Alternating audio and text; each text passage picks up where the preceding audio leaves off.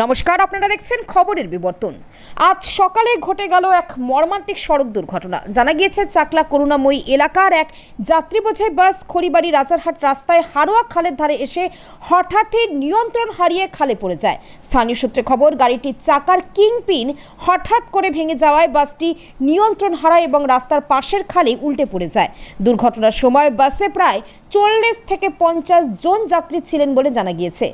ডান দিকে উল্টে পড়ার ফলে যাত্রীরা আতঙ্কে চিৎকার করে ওঠেন। সঙ্গে সঙ্গে স্থানীয় বাসিন্দারা ছুটে এসে উদ্ধার কাজে নামেন এবং বহু জখম যাত্রীকে বিশ্বনাথপুর গ্রামীণ হাসপাতালে ভর্তি করা হয়। এদিকে বাসের চালক আজগার আলী, যার বাড়ি কাকরা মির্জানগর গ্রামে, ঘটনার পর থেকে সে নিখোঁজ।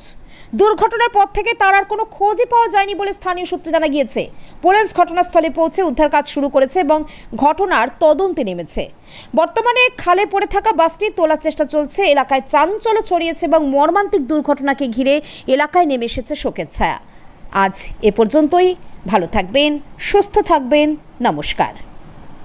একদম বাস ট্র্যাক্টর ছিল আর করুণাময়ীর বাস খুব স্পিডে যায়, মানে আমাদেরই ভয় লাগে। আমরা এই রাস্তা চলাচল করি, এটা হচ্ছে মানে একদম বাস